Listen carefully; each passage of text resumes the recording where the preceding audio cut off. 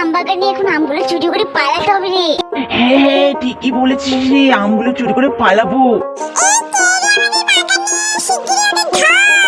পালা পালা। হ্যাঁ পালা পালা, শিগগিরই ধরলো রে, পাখি দুটো এসে গেছে রে।